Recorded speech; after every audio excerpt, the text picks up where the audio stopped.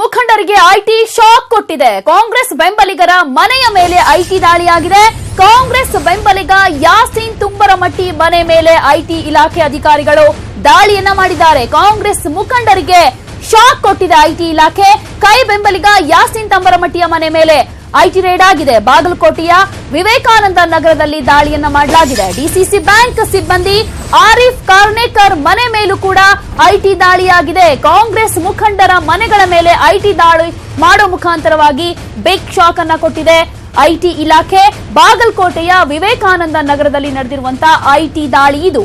ಇನ್ನು DCC bank ಸಿಬ್ಬಂದಿ ಆರಿಫ್ ಕಾರ್ನೇಕರ್ ಮನೆ ಮೇಲೂ ಕೂಡ ಐಟಿ ದಾಳಿಯಾಗಿದೆ. ಪ್ರಮುಖವಾಗಿ ಕಾಂಗ್ರೆಸ್ ಮುಖಂಡರ ಮನೆಗಳ ಮೇಲೆ ಐಟಿ ಇಲಾಖೆ shock ಕೊಟ್ಟಿರುವಂತದ್ದು.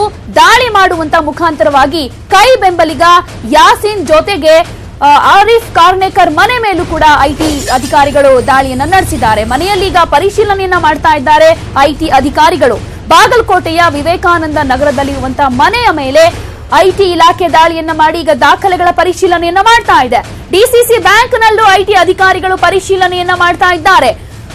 Ajay Kumar ಅಧ್ಯಕ್ಷರಾಗಿರುವಂತಹ DCC bank ಅವರ ಮನೆ ಮೇಲೆ ಜೊತೆಗೆ ಬ್ಯಾಂಕ್ ನಲ್ಲೂ ಕೂಡ ಪರಿಶೀಲನೆಯನ್ನ ಮಾಡ್ತಾ ಇದ್ದಾರೆ.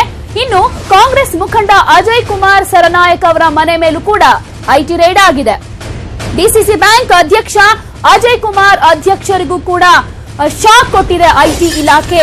ಬಾಗಲಕೋಟೆಯ ವಿವೇಕಾನಂದ ನಗರದಲ್ಲಿರುವಂತಹ ಮನೆಗಳ ಮೇಲೂ ಕೂಡ ಐಟಿ ಅಧಿಕಾರಿಗಳು ಈಗ ದಾಳಿಯನ್ನ ಮಾಡಿ ಪರಿಶೀಲನೆಯನ್ನ ಮಾಡ್ತಾ ಇದ್ದಾರೆ. ಇಲ್ಲಿ ಪ್ರಮುಖವಾಗಿ ಕಾಂಗ್ರೆಸ್ ಮುಖಂಡರಿಗೆ ಐಟಿ ಇಲಾಖೆ ಶಾಕ್ ಕೊಟ್ಟಿದೆ.